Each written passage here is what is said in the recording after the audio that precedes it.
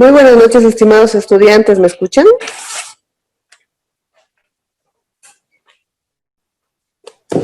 Buenas noches, sí, se escucho yo. ¿Cómo está Nilda? Nilda, ¿verdad? ¿Cómo está, licenciada? Tania Buenas Mujica Castillo. noches. Les comento que ya tengo las notas. Justamente estamos migrando a un nuevo sistema para que ustedes puedan ver sus notas, a un sistema más amigable. Y el día lunes ya les vamos a pasar, me imagino, un link para que ustedes puedan entrar a ver sus notas. El doctor Álvarez ya me entregó las notas del primer módulo. Hay 2 personas que han reprobado, que ya les he enviado yo el mensaje. Y también el doctor Rentería nos va a entregar las notas el día martes. Ahora, con esas 2 personas que han reprobado el módulo 1, tenemos el examen de segundo turno. Les pido que por favor revisen Bueno, en sí hay una persona con la que ya he hablado, y la otra persona ahora voy a volverle a enviar el mensaje y le voy a llamar después de clases para coordinar el segundo turno. Les aviso que el segundo turno es un examen que no tiene costo, o puede ser también un trabajo, ¿no? Eso lo voy a coordinar ahora también con el doctor Álvarez, y después de clases ya les voy a avisar.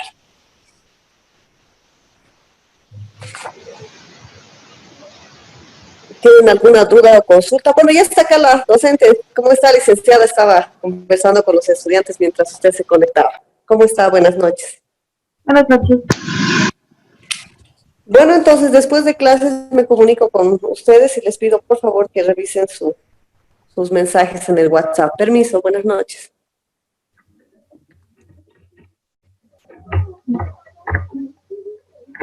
¿Me escuchan bien así? Creo que tengo un problema con los audífonos ahorita. Se le escucha bajito, licenciada. Ya, está bien. Voy a volver a intentar con los audífonos, perdón.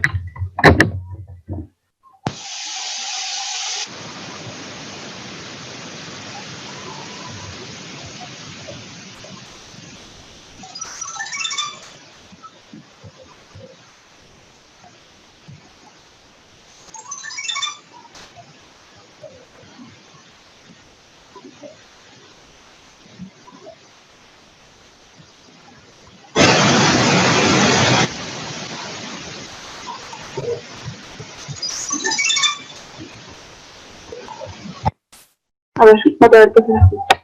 ¿Me escuchan adecuadamente? Sí, se le escucha, licenciada. Aunque creo que hay un ruido de fondo, pero sí se le escucha. Ya, no se preocupe. Muy bien. Ahora sí, ¿no hay ningún problema?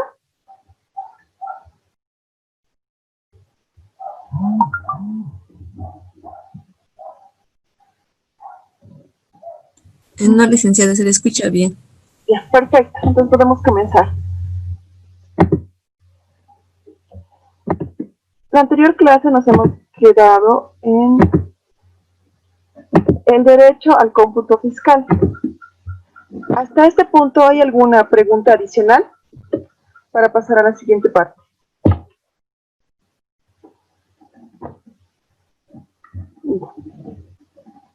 Tenemos claro qué es el derecho, o cuándo nace, o cuándo adquirimos el derecho al cómputo de crédito fiscal.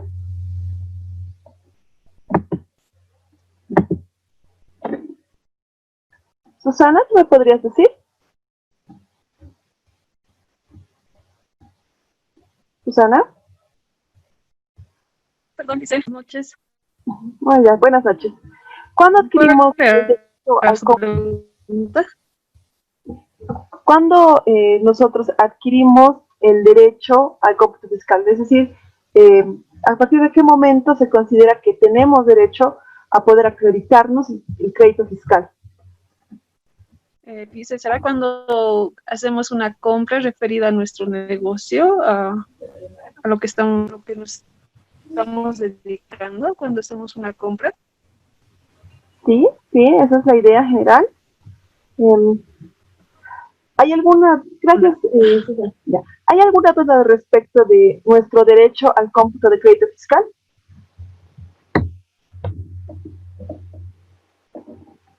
Muy bien. vamos a ir a las ventas grabadas y no grabadas. Empecemos definiendo lo que son las ventas grabadas. Vamos a decir que son aquellas destinadas a la actividad a la que el sujeto resulta responsable de gravamen. Es decir, son aquellas operaciones que tienen o están vinculadas a lo que ellos han definido como su actividad.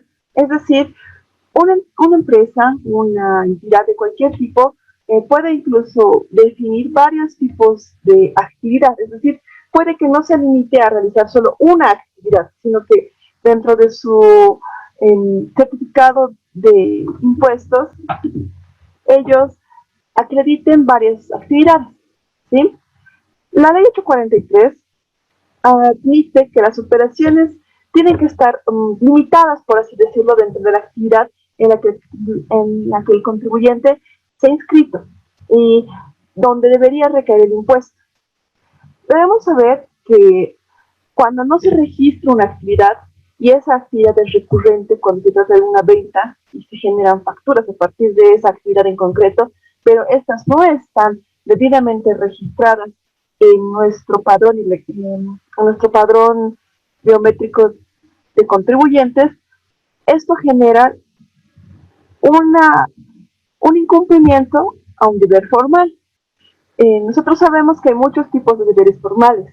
No solamente es el hecho de que tengamos que inscribirnos, que tengamos que dar factura, sino también nosotras sobre que tenemos que declarar a qué tipo de actividad nos estamos suscribiendo. Es decir, no deberíamos realizar otras actividades por fuera de esas. Cuando se realiza ese tipo de actividades, cuando es de manera excepcional, puede existir esa situación. Hay momentos en que sí se puede realizar eso, como cuando se realiza la venta de bienes muebles. En ese momento sí se puede realizar eso. Pero, sin embargo, otro tipo de actividades que no sean recurrentes y que ocurran de manera persistente o paulatina, si quieren, o incluso en un transcurso largo, son pasibles a que se genere un incumplimiento de deber formal. ¿Por qué? Porque la misma ley está estableciendo que para poder tener una venta grabada, debería estar definida o, si quiere, debería relacionarse a sus operaciones de acuerdo a su tipo de actividad, ¿sí? A eso vamos a entender como ventas grabadas, lo cual no significa que no se puedan facturar otro tipo de ingresos, ¿sí?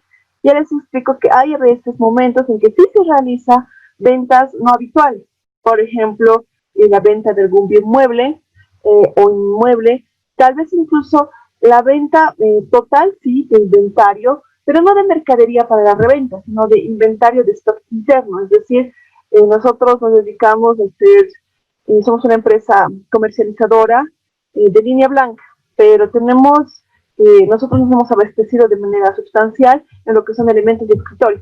Lastimosamente, por X motivos, la actividad va a cesar o va a disminuir en su flujo de actividades y los que están a cargo deciden que van a vender ese stock, si quieren, sobrando de material de escritorio. El material como tal no es parte de su giro. Sí están inventarios, pero no es parte de su giro para la venta, entonces no está en inventario de mercaderías. Puede estar en otro tipo de inventario, pero igual inventariado, ¿me entienden? Entonces, hay que hacer una distinción. Esas ventas excepcionales sí pueden darse y si están debidamente sustentadas, no tienen por qué generar ningún tipo de contingencia tributaria. ¿Sí? ¿Hasta acá alguna duda?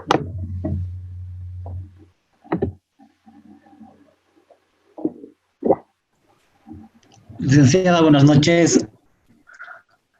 Una consulta, licenciada. Respecto a la venta de activos, o sea, previa autorización de impuestos o de la administración tributaria, sí, digamos, se puede facturar o se puede emitir una factura por concepto de que se hubo venta de una maquinaria o un vehículo, etcétera. Sí, exactamente. Justamente en este capítulo de esta lámina es donde sustentamos esto. Si bien la ley, la norma nos restringe que podamos facturar actividades que no tengan relación a nuestro giro de negocio, sí nos habla de que sí podemos hacerlo de manera excepcional. Eh, la inclusión, si quieres, o adicionalmente de manera no tan común, facturar lo que son bienes muebles, inmuebles, lo que estaba diciendo, ¿no? Si quieren, la operación más común que no está dentro de una actividad de una venta grabada, es decir, que no se circunscribe a lo que se encuentra en el padrón biométrico, es la venta de los bienes muebles inmuebles o lo que corresponde a nuestro rubro de activo fijo, ¿entienden? Cuando es este tipo de venta, sí se genera la nota fiscal, sí se genera la factura y no tenemos que ser sancionados por el ente fiscalizador, es decir, por impuestos, porque esto es algo excepcional que sí se puede dar, ya sea incluso por la misma reestructuración de la entidad, puede darse también por alguna situación en particular que pueda acaecer, por ejemplo, como lo que está pasando ahora, ¿no? Con todo lo que ha pasado con la pandemia. Tenemos que darnos cuenta de que o bien las entidades están cerrando actividades, las más pequeñas, o bien están reduciendo el tamaño de su actividad. Es decir, si nosotros pongamos un ejemplo, una entidad financiera que tiene varias sucursales, debido a esta pandemia ha tenido una caída en su cartera y por lo tanto no tiene los ingresos suficientes o no considera rentable algunas agencias en lugares muy específicos, ¿sí? Por lo tanto deciden cerrar esa agencia. En el mejor de los casos, si acaso tuvieran el espacio suficiente, van a almacenar todos los bienes muebles que existían dentro de la agencia y las van a poner en un almacén. ¿Por qué? Porque cada agencia, si quieren, tiene su mobiliario específico. Entonces, a no ser que se esté reestructurando o se esté renovando el mobiliario, acomodar todo esto que se encuentra en una agencia y llevarla a otras agencias puede ser complejo o complicado. Lo más probable es que termine en un almacén. Sin embargo, lo que son su material de escritorio, la mayor parte van a utilizarlo dentro de su nueva agencia, digamos, o en su otra agencia. Sin embargo, pongámonos a pensar en una empresa que vendía de manera artesanal, pero ya en cadena, digamos, porque existen muchas ventas que son así, sobre todo de comida, que son varias sucursales, por lo menos hablemos de más de 3 sucursales que tuviera. Entonces, ellos tienen un mobiliario en esas 3 sucursales que tenían antes de la pandemia, digamos así. Durante el transcurso de la pandemia, debido a la baja de sus ventas y al principio de la pandemia, debemos recordar que fue casi un mes que no se pudo realizar ni siquiera venta por delivery adecuadamente. Recordarán si es que han usado los servicios de los diferentes servicios de aplicaciones móviles de envío que se limitaban a 2 o 3 opciones y la mayoría tenían las ventas cerradas. Por lo tanto, implicaba de que no iba a haber, no había generado ingresos. Las más pequeñas actividades terminaron cerrando esos establecimientos adicionales, es decir, sus otras 2 sucursales. Y por eso, no sé si ustedes han revisado su Facebook o incluso si es que están en varios grupos de WhatsApp de diferente índole, ya sea del barrio del que se encuentran, del edificio, del condominio, incluso entre las mismas clases, si son en instituciones más grandes, a veces publican, se está rematando tal cosa, se están rematando tales equipos. Ese tipo de ventas, generadas a partir ya sea de una reestructuración de la empresa o de un evento que fuerza de manera imperativa a la venta o al cierre de algún tipo de sucursal, no tiene por qué no tiene por qué ser sancionada, porque no es que el contribuyente va a vender todo el tiempo ese tipo de bienes o va a realizar eso de manera continua. Por lo tanto, no se puede poner un incumplimiento. Por eso, Williams, en ese caso, no existe una contingencia porque no hay un deber informal incumplido. Esas son ventas excepcionales que sí están permitidas. El mismo ejemplo que les estoy dando del material de escritorio, que si bien la misma no es muy frecuente, podría darse que suceda y que sin embargo no generen una contingencia porque es algo excepcional por lo que ha ocurrido, ¿sí? Entonces, tenemos claro esta idea de que si bien la norma nos dice o nos restringe que las ventas grabadas deberían circunscribirse a lo que está suscrito en su padrón biométrico, sí existe la posibilidad de otro tipo de ventas. ¿Hay alguna otra consulta al respecto de esto? ¿Cuándo podrían considerarse grabadas y no grabadas? Específicamente ahorita estamos hablando de grabadas, para no confundirlas. Licenciada, perdón, ¿qué pasaría? Bueno, ha habido un caso, un anterior trabajo que o sea, se ha emitido una factura por venta de una maquinaria, pero no se ha dado parte, digamos, a la administración tributaria, o sea, como sujeto pasivo. ¿En qué se estaría incurriendo en ese caso cuando no se da parte, licenciada? Bueno, en este caso, Williams, hay dos opciones. Mira, la administración tributaria nos exige que como parte de los procedimientos formales para dar de baja, eso hay que tener muy en cuenta, para dar de baja un bien o un equipo, se debe avisar al ente regulador, es decir, a impuestos en este caso. Esto de avisar es un procedimiento que no te involucra que impuestos tenga que venir a ver. Y estamos hablando en el caso de las bajas, no estamos hablando en el caso de que usted decida por otro motivo que no sea dar de baja, entre comillas, su bien, tenga que avisar. ¿A qué me refiero? Hay que hacer una distinción. La baja necesaria, donde necesariamente impuestos tiene que recibir una notificación por escrito con 30 días de antelación antes de que suceda el hecho de que dé de baja, es cuando el bien que se va a dar de baja va a ser destruido o va a ser inutilizado, ¿me dejo entender? Es decir, que el bien, una vez que usted lo va a dar de baja, no debería nadie más utilizarlo, ¿sí? Ahí es cuando impuestos profesionales requiere de manera obligatoria, necesaria, que usted le haya informado, lo cual no significa que tenga que tener una respuesta y que impuestos vaya a ver. O sea, sí, el procedimiento dice que sí, que usted le avisa, impuestos verifica y primero aprueba y verifica, ¿sí? Sin embargo, en el caso de ventas de bienes muebles, en ahí sí debe revisarse por un tema de que si bien se está haciendo una desapropiación, tiene que haber alguna circunstancia en particular. Generalmente se asume que cuando se está vendiendo un bien inmueble es porque se va a cerrar la actividad o porque se está planeando hacer no una reorganización de su estructura, pero sí una mejora, entre comillas.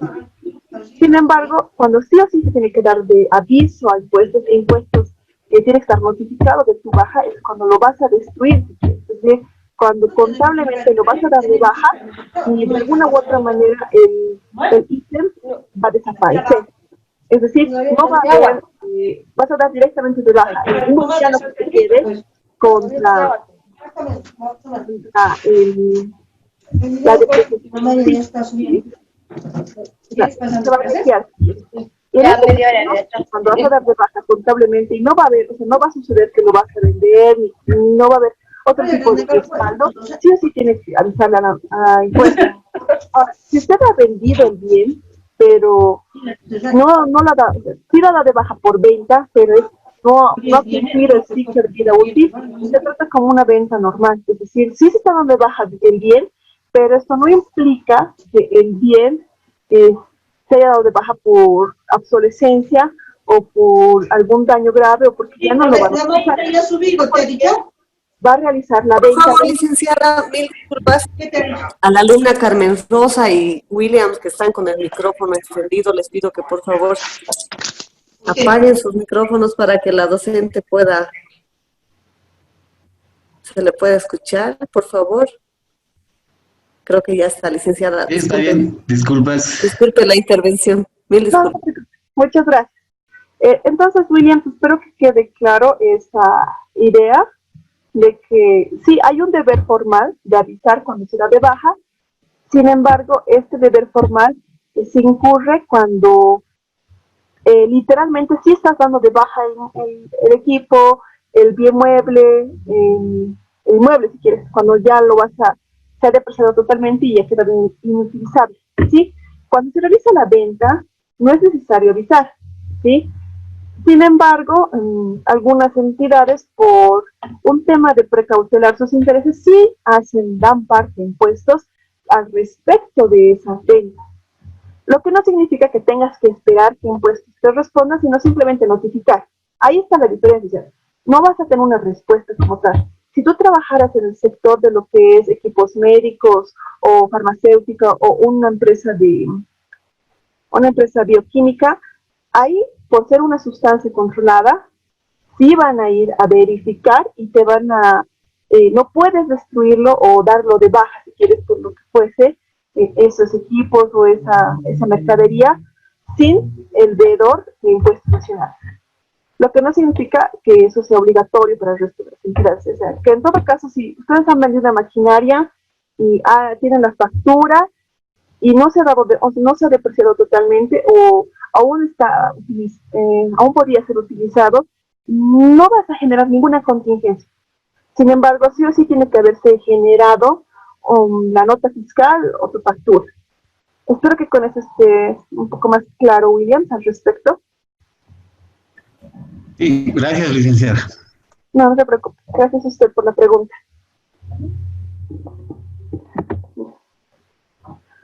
Antes de pasar al IVA del servicio de transporte internacional, quiero dejar claro que a qué se refiere con los importes o las ventas no grabadas, ¿sí?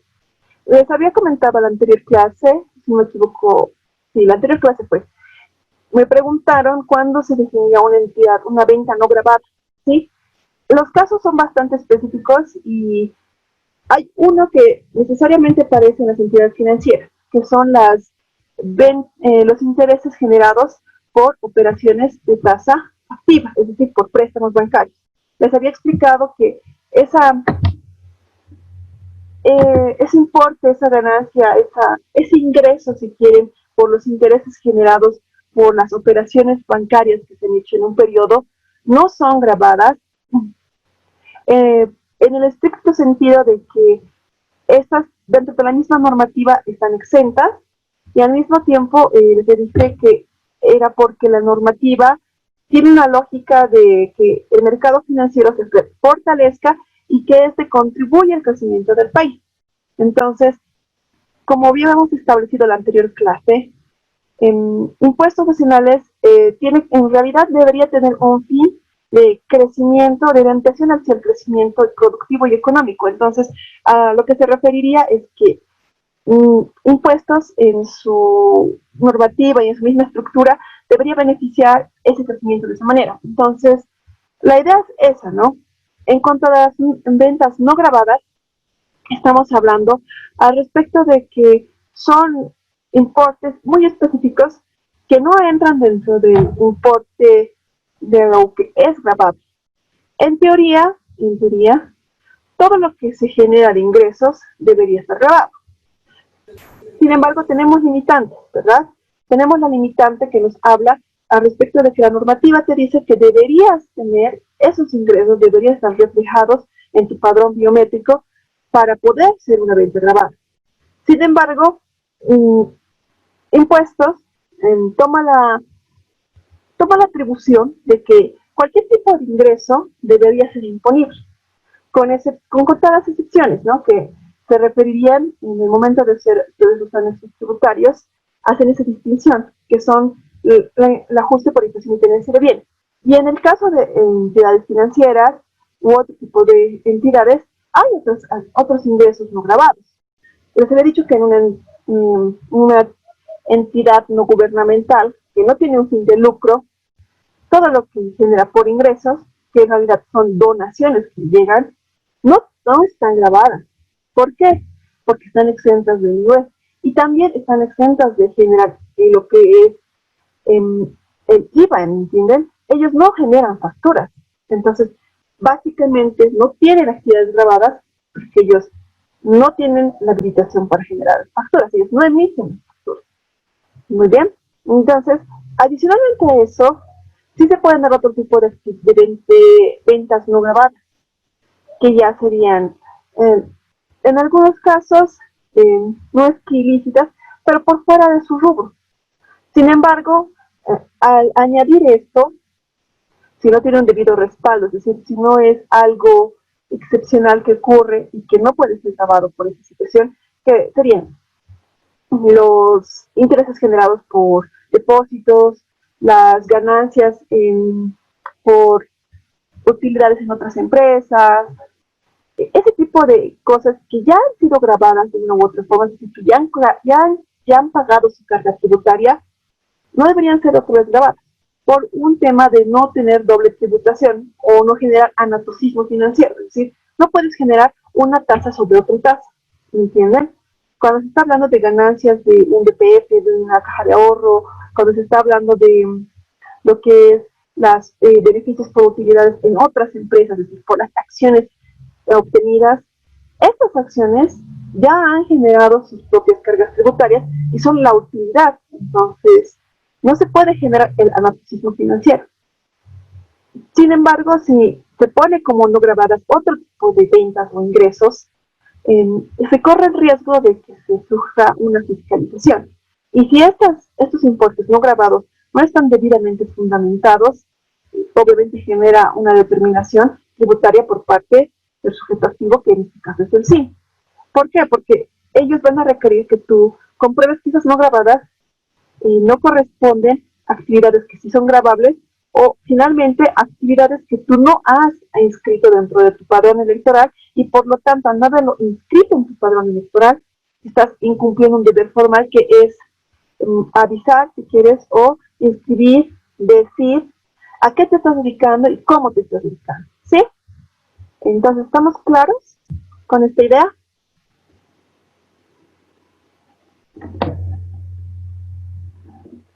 Dice, buenas noches. Buenas noches.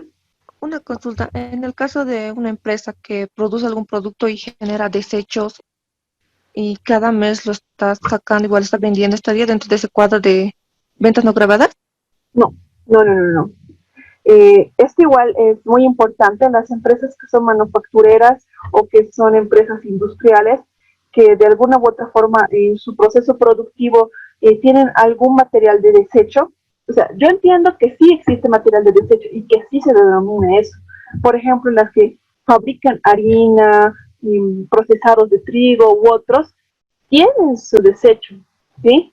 Y aparte del afrechillo, hay algo más, digamos afrechillo de segundo si quieren, que una de dos tiene que ser. O este desecho se imputa de una forma u otra al costo de la venta o al costo de producción. Todo depende del sistema de costos que esté manejando, ¿sí? Porque si está manejando un sistema de costos que se enfoque o que remita sus importes finales al costo de ventas, entonces este costo, este importe del desecho va a terminar ahí. En cambio, si están en un sistema de costos que tiene como énfasis o como el pivote el costo de producción, es ahí donde va a ingresar, ¿sí? Entonces, esa es una manera de ver el desecho, es decir, el desecho como tal, como una merma que no puede ser recuperada y que se va a mandar directo al costo, que se va a imputar al costo, ¿sí? Ya sea indirecto o directamente al costo de ventas va a llegar eso, ¿sí? Porque el costo de producción, como ustedes recordarán por sus clases de contabilidad de costos, pasa primero por un ciclo, digamos, ingresa la compra de materia prima, existe el proceso de manufacturación, digamos, puede haber 3 niveles de ciclos de proceso y al final se encuentra como inventario para la venta. Entonces, dependiendo de cómo se maneje la estructura del costo, es decir, cómo ustedes tengan estructurado su sistema de costos, esta merma, que podría ser su desecho, entre comillas, puede entrar al costo de producción, que de manera indirecta se va a tener en el costo de venta, ¿verdad? Entonces, esa es una manera de ver el desecho, pero hay otra forma de ver el desecho, cuando el desecho se vende, ¿sí? Y eso ocurre en bastantes tipos de entidades, ¿sí? No solamente las empresas que fabrican, como les estaba diciendo, el proceso del trigo o la harina, sino incluso en las empresas textileras, en las empresas que trabajan metal mecánica, en otro tipo de empresas que se dedican a la manufacturación, ¿sí? ¿A qué voy? Si este desecho, este denominado desecho, va a ser vendido, tiene que estar registrado, tiene que ser una venta. Es decir, si bien el padrón biométrico te indica, te dice, digamos, venta de productos producidos o en base a harina, por eso también, como les puedo explicar, es más general la denominación de ese grupo, ¿me dejan entender? Por ejemplo, aquellos que son fabricantes o productores industriales que trabajan la tela, por ejemplo, van a ser empresas industriales de prendas de vestir. Se excluye material de cuero, ¿sí? Es amplio, es decir, esto va a incluir la venta de prendas de vestir, pero también va a incluir la venta de los desechos de estas prendas de vestir. Si bien ese desecho, ese hilacho que queda, digamos, de las prendas, no va a ser vendido como una prenda como tal, sí va a ser vendido a otro tipo de productor, si ustedes quieren así considerarlo, que puede realizar la fabricación, no sé, de colchones o almohadones, que a veces lo utilizan para relleno, ¿sí? De todas formas, estos desechos sí tienen que estar facturados. No son unas ventas no grabadas, sí son grabadas. ¿Por qué? Porque se considera que cada sector económico, sobre todo las áreas productivas, los que son productores, van a generar algún tipo de desecho. Que este desecho sea o no aprovechado es depende de cada entidad. Es decir, como les decía, hay entidades que van a tomar la merma porque hay casos donde no se puede recuperar la merma, no puedes vender este desecho, y hay otros que no lo van a revender, ¿sí? Un ejemplo de cómo no puede revenderse un desecho es, hace unos 2 años cerró esta empresa, pero hasta el 2018, que fue su año de cierre, la misma era una empresa pionera en el país. Incluso se realiza un reportaje de CNN y un reportaje por parte de Deutsche Welle, que es el canal alemán estatal. Ambos canales hicieron un reportaje respecto de lo que era PFM SRE, que era una empresa boliviana, era una empresa que si bien era boliviana por su constitución y las personas que la operaban, sí tenían, si quieren, un apoyo o tenían un lugar de raíz, que era una empresa alemana que se dedica a la producción de insumos médicos. ¿Ya? Hasta ahí estamos bien. PCM, Bolivia SRL, si quieres, se dedicaba a la producción de aparatos, insumos médicos, pero muy específicos, que se referían a lo que son implantes para el corazón. Es decir, en el caso de soplos del corazón, que son prácticamente como una bulladura, si quieren, en su corazón, este instrumento, colaboraba para evitar que ese soplo le produjera un paro cardíaco a la persona. Y estos dispositivos, que eran básicamente de muy alta gama, eran elaborados en este país. La empresa ya tenía varios años de funcionamiento y ellos tenían su merma. Y ellos llevaban su merma al costo de producción. ¿Por qué? Porque esos implantes que eran imperfectos, que no se podían considerar para la producción, que no se podían considerar aptos para el uso humano, no podían ser revendidos, ni siquiera como chatarra, porque el hilo, el insumo médico que estaba siendo utilizado en ese instrumento era demasiado específico y era un material que, si bien era inocuo para el ser humano, no tenía otra posibilidad de uso. Por lo tanto, eso era considerado directamente una merma. No como una empresa manufacturera de zapatos, de ropa o de industria de harina, digamos. Que esas mermas sí pueden ser reutilizadas en otro tipo de industrias. Entonces, hay que tener bien claro de que la merma es una posición que hay que tomar. Si se va a tomar hacia el costo o si se lo va a tomar como parte o si se lo va a revender. Entonces, eso no puede ser considerado no grabado porque en realidad sí está generando un lucro y sí tiene que ver con tu giro del negocio. Si bien no es directo, no es tampoco que sea otro tipo de venta, ¿me entiendes? aunque eso hay que tener mucho cuidado con los fiscalizadores. Algunos fiscalizadores toman este tipo de ventas como una segunda actividad, pero hay que fundamentar bien. El fundamento principal es que nosotros no nos dedicamos a comprar merma, es decir, o comprar desecho, cualquiera fuera este desecho, para revender, sino que nosotros compramos materia prima, se genera el desecho, pero sigue siendo parte de esa materia prima y eso sigue siendo un sentido específico del negocio y siempre va a existir. Entonces, si ese desecho no va a dejar de existir porque tú así lo que crees, sino que ese desecho va a seguir existiendo. A no ser que se optimice tal vez el proceso de producción, pero eso es una cuestión técnica. No es algo que tú puedas libremente como administrador decidir que ya no va a haber merma o que ya no va a haber desecho. Entonces, hay que plantearle y sustentarle a tu fiscalizador de que sí, tiene razón, la merma no es específicamente nuestra venta de nuestro producto, pero va directamente vinculada con ella. No puede existir tu producto si no existe tu desecho. ¿Sí? Entonces, no sé si con eso te ha aclarado tu duda. Sí, gracias, licenciada. Muy bien. Entonces, vamos a ver lo que es el IVA en el servicio de transporte internacional. Cuando estamos hablando de lo que es todo régimen tasa cero y las excepciones de la alícuota por importe cero, habíamos hablado del transporte internacional.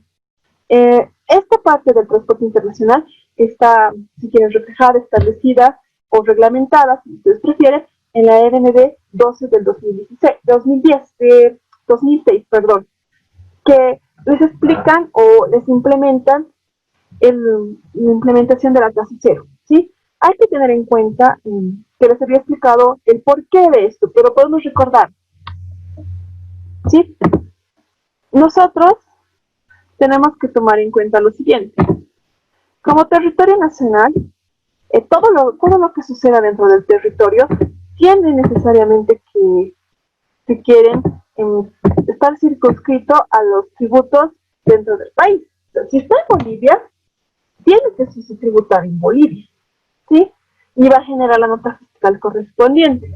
¿Cuál era el problema con las empresas de transporte de carga internacional? Les había comentado de que a veces no todas las importaciones que ingresan son definitivas, es decir, existen momentos en que esta importación A solo está de manera transitoria dentro de nuestro país para irse al punto B. O puede existir el caso que nosotros enviamos un bien a ser, si quieren, reparado, añadido, actualizado, lo que fuera, una maquinaria muy pesada o que es técnicamente muy específica, a veces requiere que se le haga un mantenimiento muy especial y a veces, no siempre, la manera de hacer esta actualización o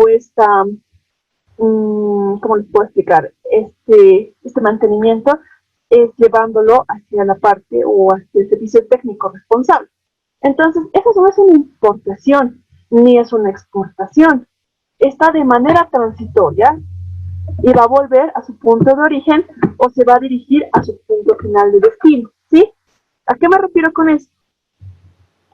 Que es difícil definir como entidad, como empresa que se dedica a lo que es el transporte, es difícil determinar en qué momento o en qué punto entre A y B le corresponde una parte a Bolivia y otra parte a Perú o la otra parte a Chile. Eso ya es un tema un poco más amplio. No es tan sencillo determinar en qué paso, en qué importe es perteneciente o desglosarlo de manera adecuada. Es por eso que la misma entidad o los mismos sujetos pasivos veían el inconveniente, porque podían haber facturado por partes, es decir, una parte aquí, la otra parte con factor internacional, pero eso no determinaba o no era necesariamente determinante para saber cuánto realmente era en territorio nacional y cuánto era en territorio extranjero. Es por eso que se ha implementado lo que es la tasa cero. No por un tema arbitrario como les puedo indicar, de que alegremente se les ha decidido que van a realizar este tipo de actividades, ¿sí? ¿Me dejo entender? Sino que ha sido por esa necesidad que existe. Además que tenemos que tener en cuenta de que nosotros tenemos tratados de doble tributación. No tendremos con toda Latinoamérica y no tendremos con muchos países, pero hay un principio que habla sobre que no tiene que haber anatocismo, ¿sí? Es decir, que no tiene que haber una doble tributación, que no tiene que haber una doble imposición, ¿sí? En teoría, no deberíamos tener que pagar doblemente un impuesto que se va a pagar.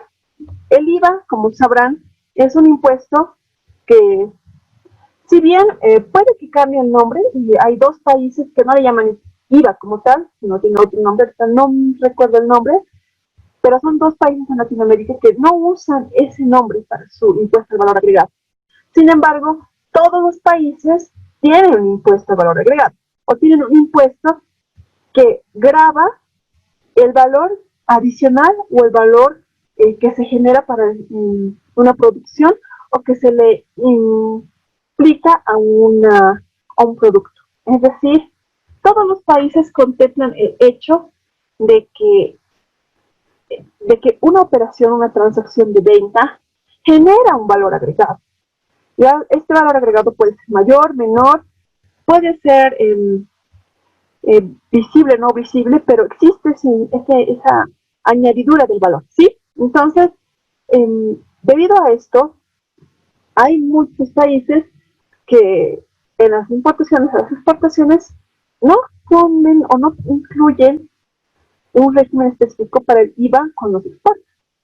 El transporte internacional podría ser, si quieren, el ejemplo más claro de por qué es importante establecer una normativa de doble tributación, pero continental. Mejor sería un mundial, pero por lo menos continental, para que las operaciones e incluso las mercaderías sean más sencillas de vender, sean más sencillas de manejar, de transportar, que no tengan esas implicaciones, ¿sí? Porque tenemos que tener claro de que el documento fiscal de un país no nos va a servir a nosotros, así como nuestro documento fiscal no les va a servir a otro país, porque la tasa, la alícuota es diferente, porque tienen otro tipo de sistema tributario, tienen otro tipo de exenciones, tienen otro tipo de cálculo de base imponible, incluso otro tipo de manera de reflejar este impuesto en el documento fiscal, ¿sí? Entonces, el IVA de los servicios de transporte internacional es una clara muestra de por qué existe todo esto, ¿sí? ¿Tenemos alguna pregunta a este punto antes de que pase el siguiente?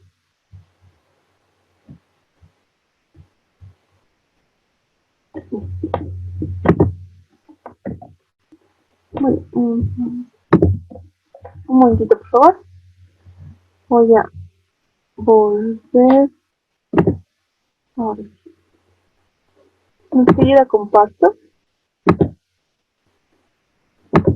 Muy bien. Mira, vamos a hacer una puntualización al respecto de lo que es el régimen de tasa cero y los exentos, ¿sí? Ya hemos estado hablando desde la primera clase la distinción, si quieren, entre una tasa cero y un exento, ¿sí? Preliminarmente, ¿alguien me quiere explicar qué habíamos determinado la diferencia sustancial entre tasa cero y exentos?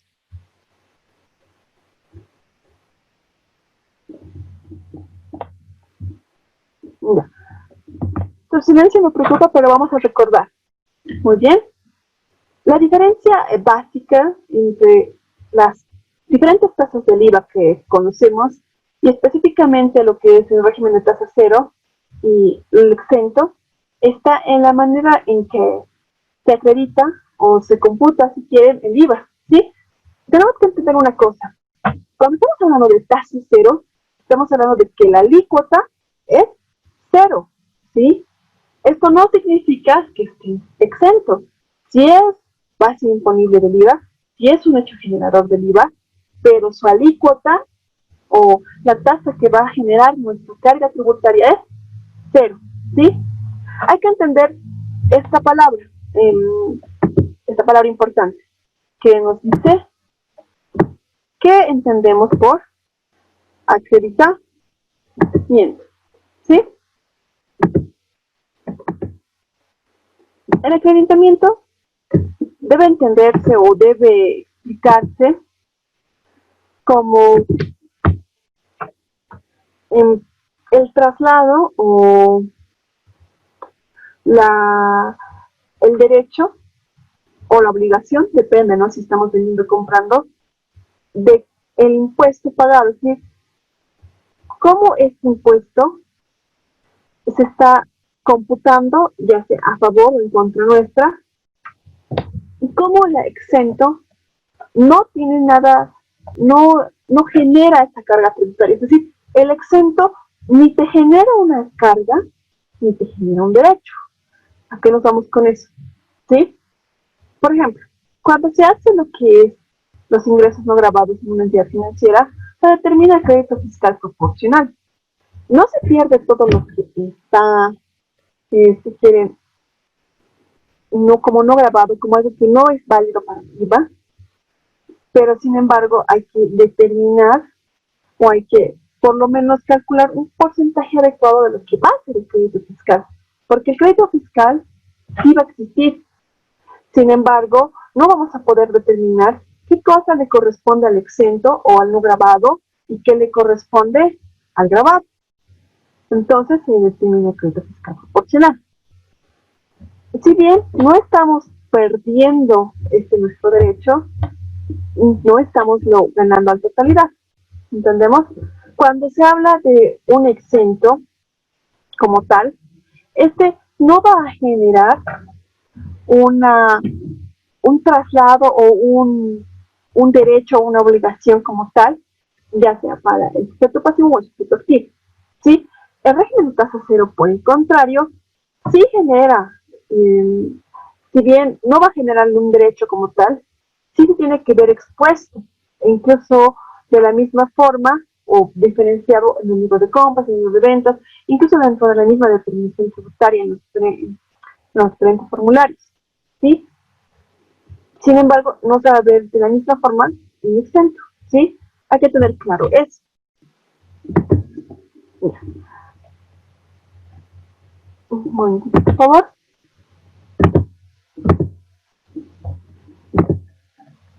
Mira. La diferencia entre el IVA trasladado y el IVA acreditable, entre comillas, que sería el crédito y el débito fiscal, tiene que ser la definición o lo que sería saldo a favor del contribuyente o saldo a favor del impuestos o del sujeto activo de nuestra relación, ¿sí? Esto, en el caso de régimen de tasa cero, sí va a estar reflejado en tu declaración. El exento no de la misma manera, ¿sí? No es que esté como en el formulario dice, ¿no? Compras directamente vinculadas, compras no vinculadas. En ahí ambas compras generan esto, pero las que no están vinculadas no van a generar el crédito fiscal para nosotros. Pero no porque estén exentos, sino porque no corresponden a nuestra actividad grabada. Entonces son diferentes sentidos. Eso tiene más que ver con el derecho que nosotros podemos tener para nuestra acreditación de crédito fiscal, ¿sí? ¿Hasta acá alguna pregunta? Sí, licenciada, tengo una pregunta. ¿Sí? ¿Es lo mismo exento con descuento? No. Los descuentos igual están reflejados en tu declaración jurada, ¿sí? Y de hecho, en la manera en que se contabilizan es diferente. El exento básicamente va a ser, el total del importe va a ser directamente, si quieres, computado o registrado como un gasto, ¿sí? Un gasto o un costo, dependiendo qué tipo de exento sea. En general va a ser un gasto no deducible, un gasto exento, un gasto que no corresponde. Sin embargo, un descuento no. El descuento, dependiendo de qué lado corresponde, es decir, si viene del vendedor, o sea, si tú como vendedor has dado un descuento sobre las ventas, va a tener, si quieres, la contabilidad inversamente proporcional a tu venta, ¿sí? Ahora, hay dos maneras de hacer la contabilización de un descuento, ¿sí? Una es esta que te estaba diciendo, que es el inversamente proporcional a tu venta. A ver, estimado Juan Pablo, ¿cómo registrarías una venta? ¿Una venta en qué forma, licenciada? Una venta común y corriente, una venta normal. ¿Cómo la registrarías? Contablemente la registraría ventas, perdón, cajas o banco contra ventas y el costo de ventas Muy y bien, el débito fiscal, el IT gasto y el IT por pagar. muy bien. Pongámoslo de esta manera. Tú vas a registrar tus ventas de esta manera. A ver, un momento. Efectivo puede ser caja.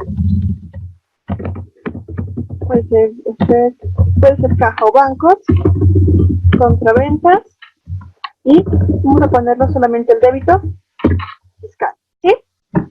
Ahora, cuando estamos hablando de lo que tú me estás diciendo, un descuento, hay dos maneras de registro. Una que tome lo que es el registro, es decir, pongamos que tus ventas han sido por 900 en efectivo, tienes un descuento en ventas, un descuento que no va a aparecer, porque vamos a decir que en teoría la venta, ¿cuánto sería el 87% de 900, por favor? Para que pueda, porque salgo de ahí, no voy a poder volver a ingresar.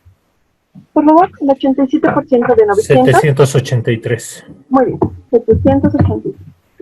Y el débito. Es el 110, 117 es el débito. Vamos a asumir que ha habido un descuento efectivo de 100 bolivianos, es decir, que esa venta tenía que haber sido registrada por mí, ¿sí? Pero directamente estamos, si quieres, deduciendo el descuento en el total de la venta, es decir, ya no estamos haciendo aparecer, si quieres, ese descuento contablemente. Ahora, hay otra manera de hacer ese mismo registro, es registrar el efectivo por los 1000, la venta, las ventas,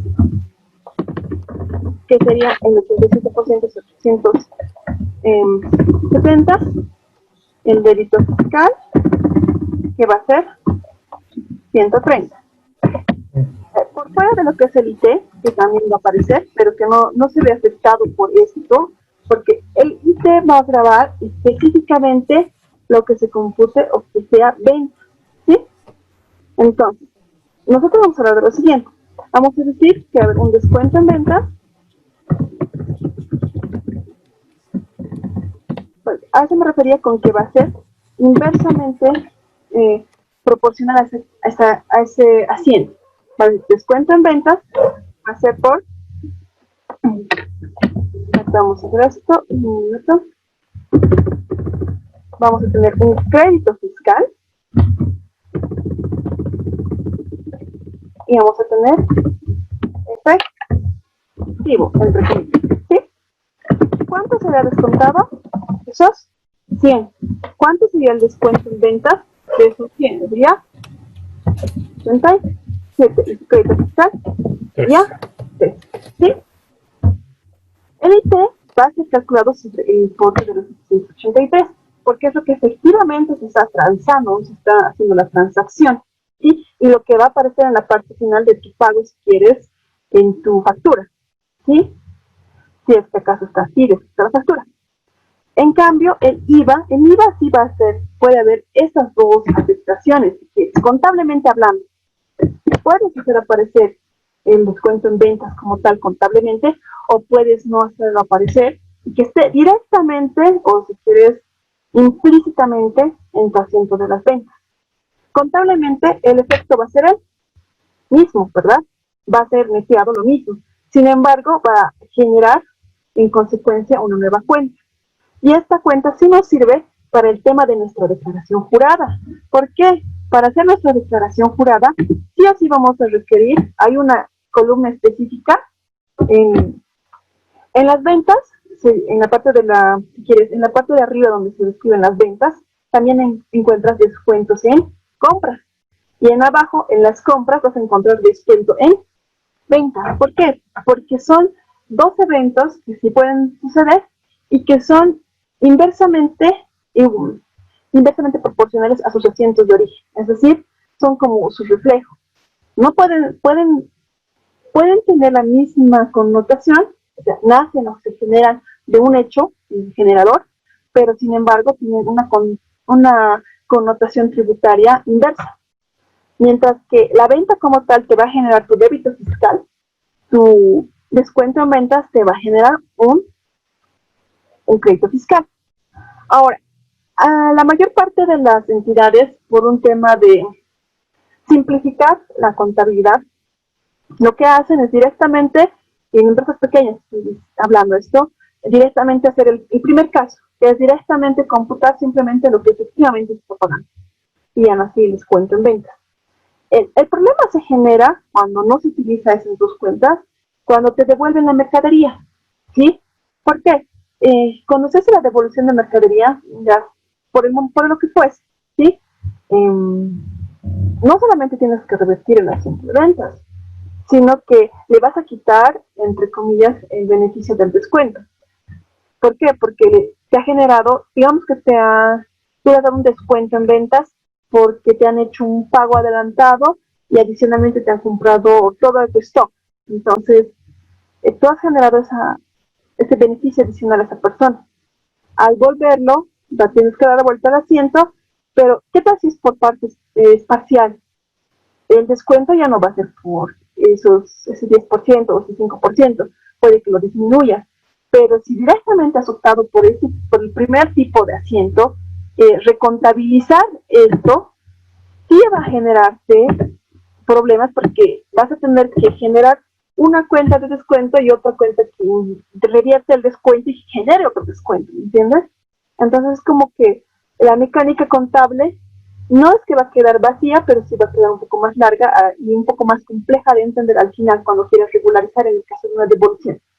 Ahora, cuando compras, ocurre exactamente lo contrario, ¿no? Entonces, vas a tener compras, crédito fiscal, contra efectivo, y vas a tener efectivo, descuento en compras, contra débito fiscal. Que eso también sí está habilitado dentro de tu declaración jurada, ¿sí? Entonces, Juan Pablo, no sé si he resuelto tu duda, o es que estás preguntando por algún tipo de caso más específico. Lo preguntaba también por el libro de compras y de ventas, cómo llega a afectar. ¿Por qué? Porque en algunos casos yo vi que el descuento lo ponen en la parte donde dice exento, lo que muchas veces era discutible con algunos compañeros. Exactamente. Por ejemplo, todo depende en el caso del registro en el libro de ventas y en el libro de compras, primero de cómo lo entienda el contable, es decir, cómo lo maneje contablemente, ¿sí? Porque si manejas la primera opción, esta que estoy mencionando, que es bastante usual, sobre todo en entidades más pequeñas, ya no generas exentos, ¿sí? ¿Por qué? Porque no generas descuentos, no hay una cuenta contable de descuentos. Por lo tanto, ellos directamente, y lo más conveniente es que lo van a poner a la cuenta de exentos, cuando no corresponde a la cuenta de exentos, como comprenderá, ¿no? Sino corresponde a descuentos o bonificaciones, dependiendo del tipo que estés manejando, ¿sí? Una cosa significa exentos, otra cosa van a ser, y otra cosa muy diferente, ya son los descuentos, dependiendo de qué tipo.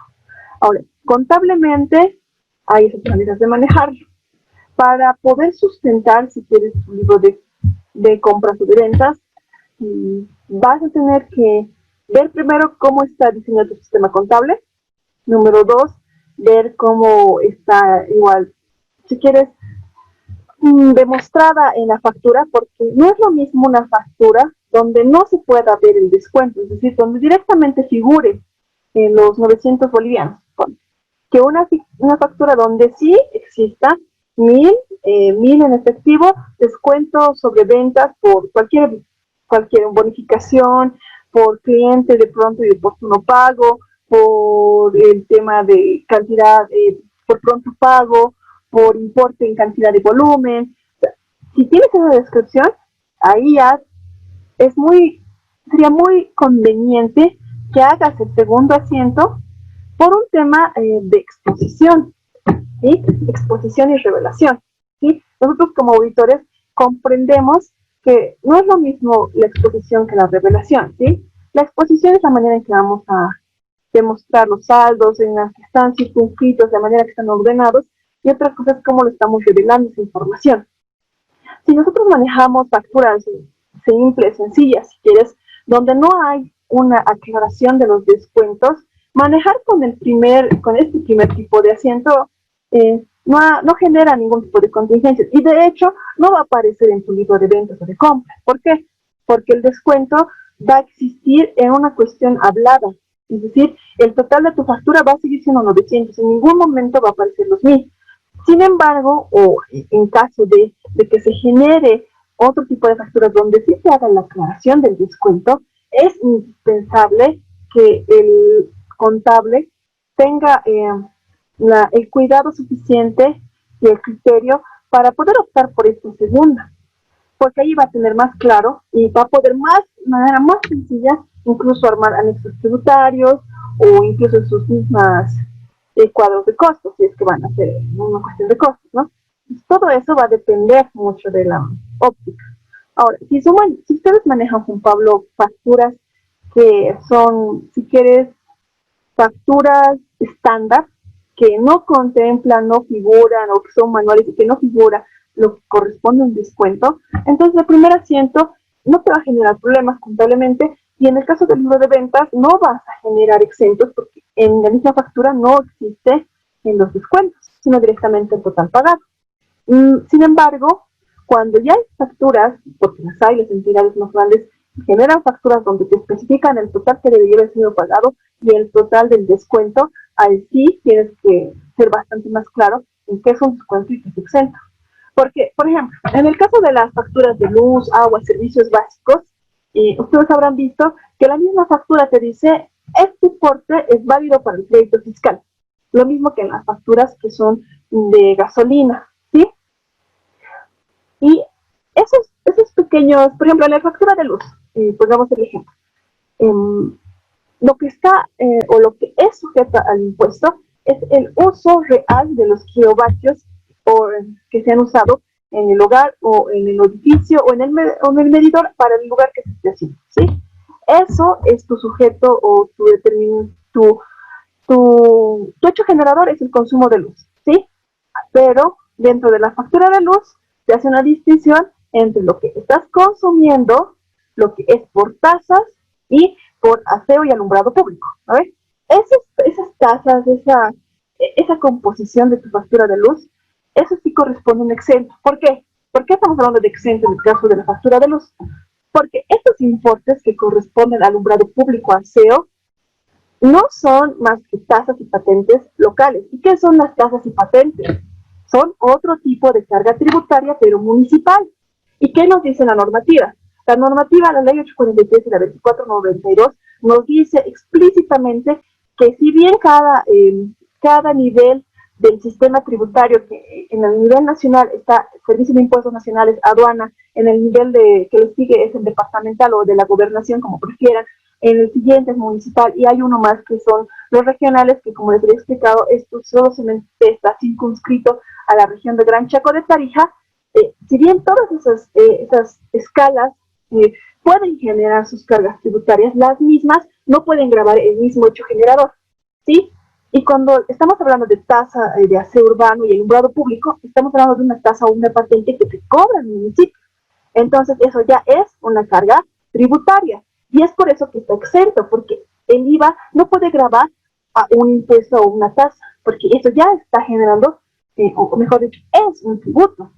No es un tributo como el IVA, pero sí es un tributo municipal, es algo específico, ¿sí? Eso sí está exento, eso sí tiene que corresponder a los exentos. Ahora, en el caso de lo que es dentro, digamos, tú te haces cortar la luz o te haces cortar el agua. La ley también te dice que todo lo que corresponden a multas o sanciones correspondientes a hechos que se generan a partir de esas multas y sanciones, es decir, por algún incumplimiento que tú hayas tenido, no son válidos para el IVA. ¿Me dejo entender? Si tú te haces cortar el agua o te haces cortar la luz y te restablecen el servicio, por ese mismo tratamiento te cobran un importe que no es nada diseñable, es un importe más razonable, y este, sin embargo, no es base imponible de IVA, porque es una multa, es una sanción. Esto, tributariamente hablando, te dice la normativa, está creada para beneficiar a los contribuyentes que cumplan sus obligaciones. Y no solamente está hablando de sus obligaciones fiscales, sino de todas sus obligaciones laborales, jurídicas, administrativas.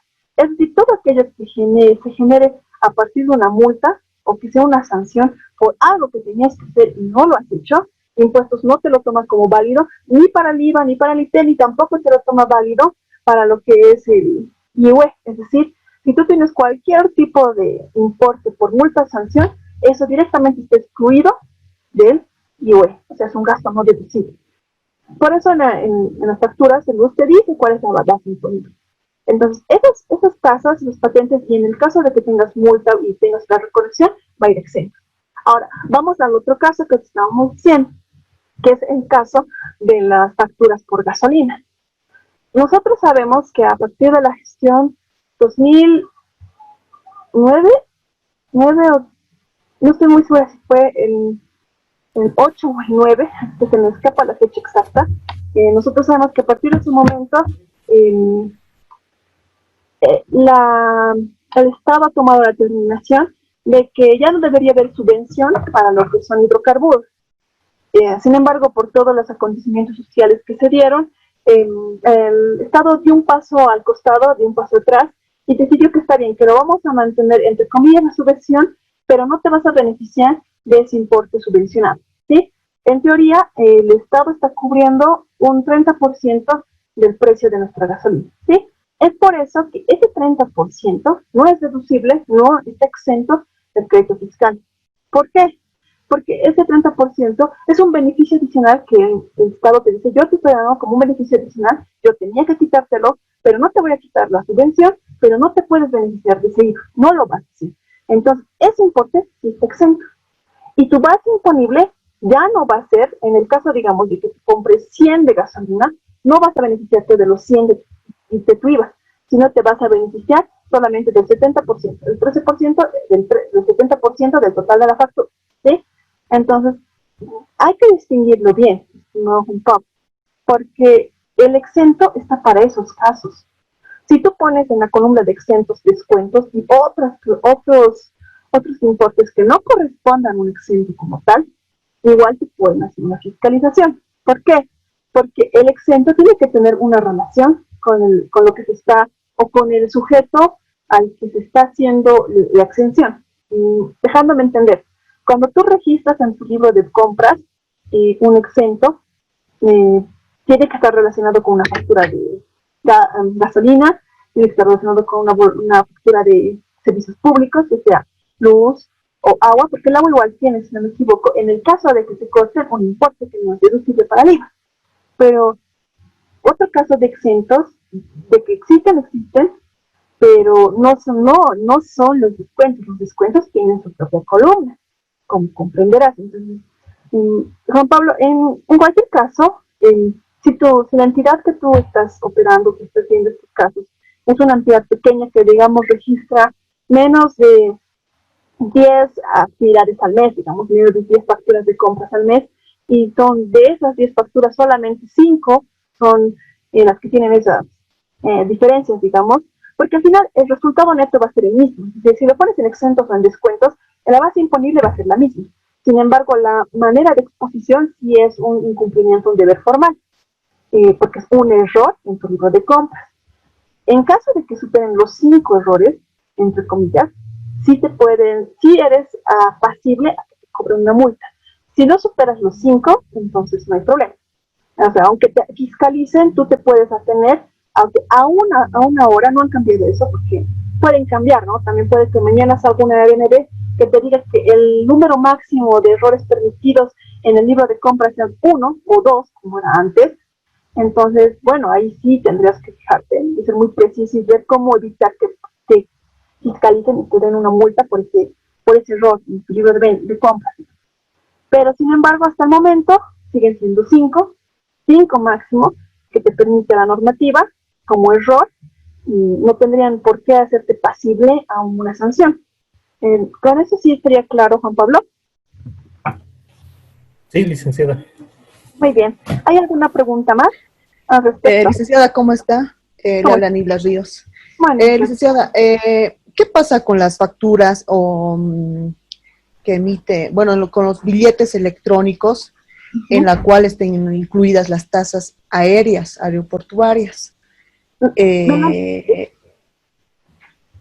¿Hola? más? Sí, la estoy escuchando. ¿Qué más? Ya. Está incluido las tasas aéreas, aeroportuarias, dentro de estas facturas de los billetes electrónicos, ¿ya? Estos no están sujetos al crédito fiscal. Ya. Cuando quieres sacar la factura, te diriges a la página y emites la factura, pero te emite una factura, pero sin nombre. No sé, automáticamente está, creo que lo han... o sea, automáticamente te emite la factura, pero sin nombre. No sé si esto es tasa, porque está denominado tasa aérea, o es una factura.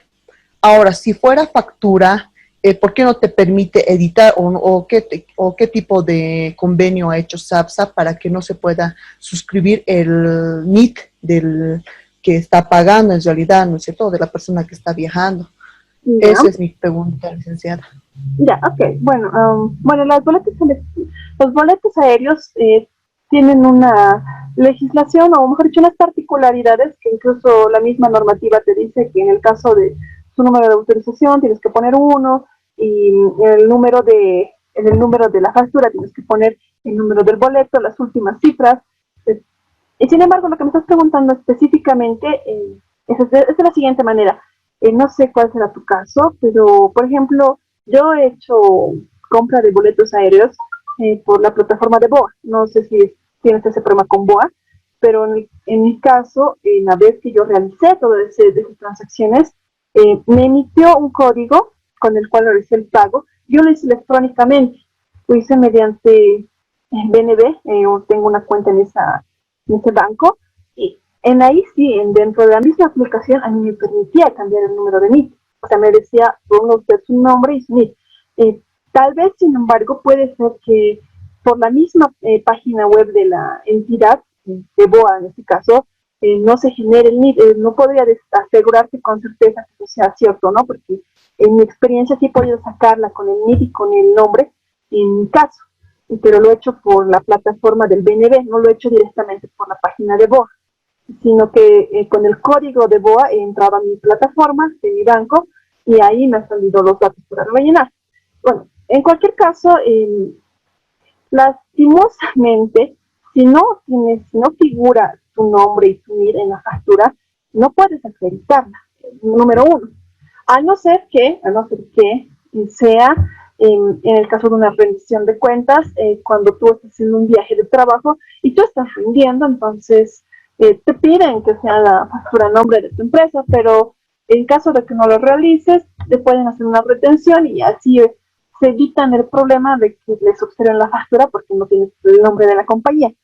Sin embargo, hay un detalle ahí. Para que tú puedas, si quieres registrar en el libro de compras, el boletario es la misma manera con una factura del uso de luz, ¿sí? Esas tasas no son válidas para el IVA, ¿ya? En algunas facturas, en algunos boletos o facturas de boletos de vuelo, sí te especifican en lo que sí está sujeto al crédito fiscal, pero hay otras que no, ¿sí?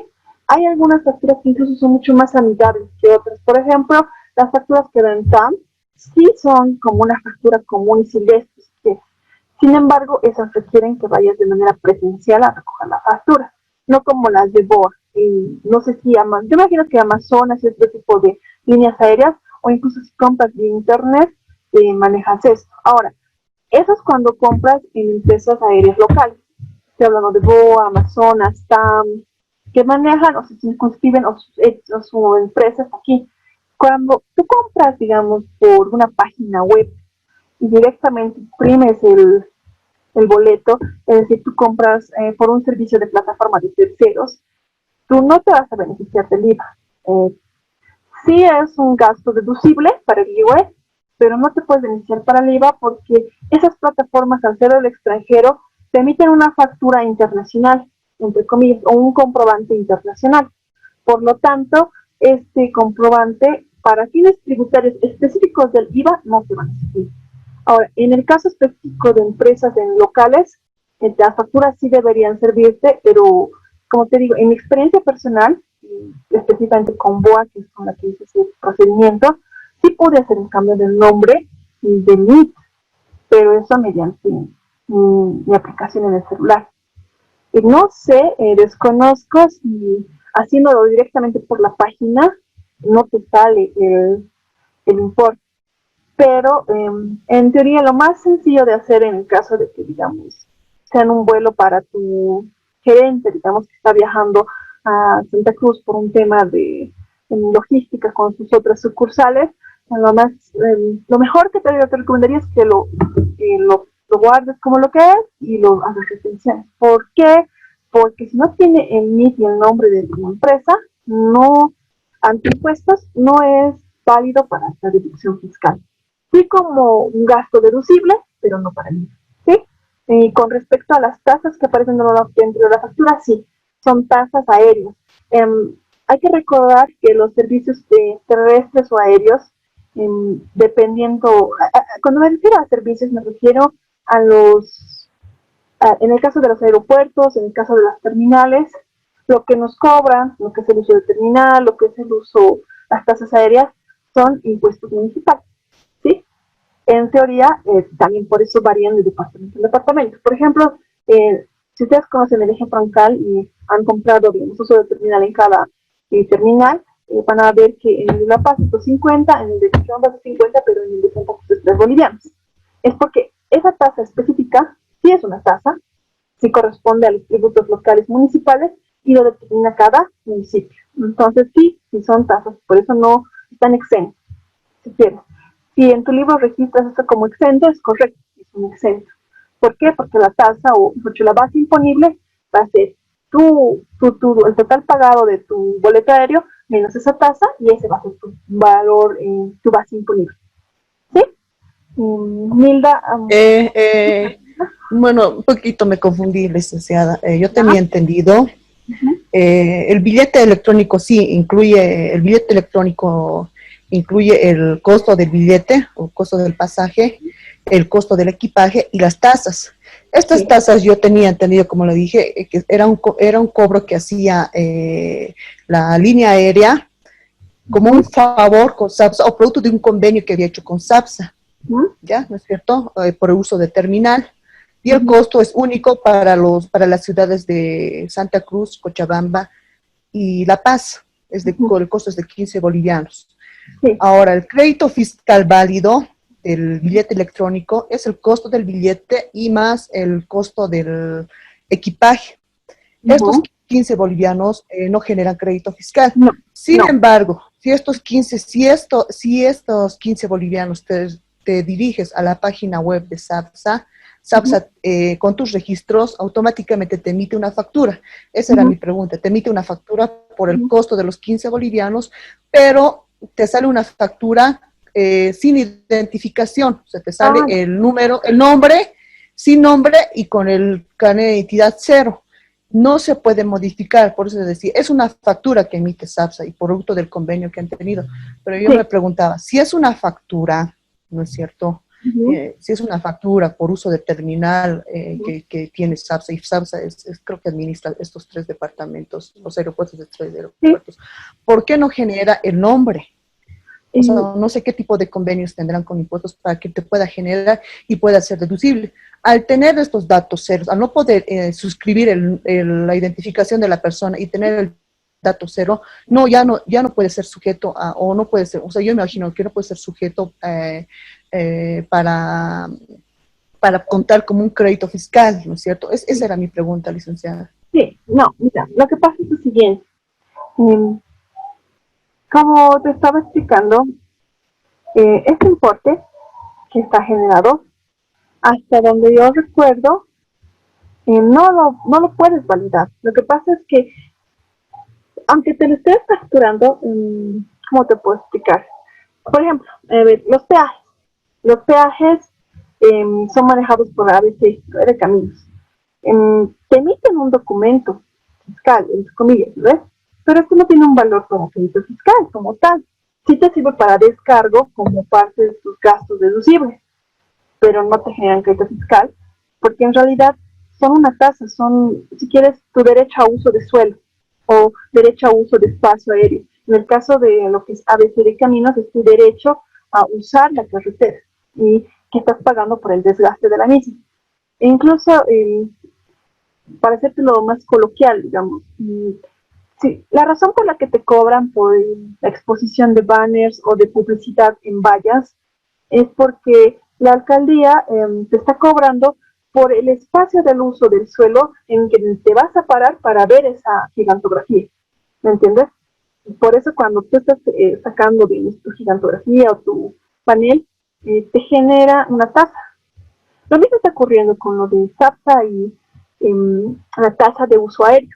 No es que SAPSA te esté dando un servicio como tal, está administrando un servicio del Estado y te está cobrando una tasa, por eso se llama tasa, con la cual está, si quieres, manteniendo o dando un acondicionamiento al uso de esa terminal.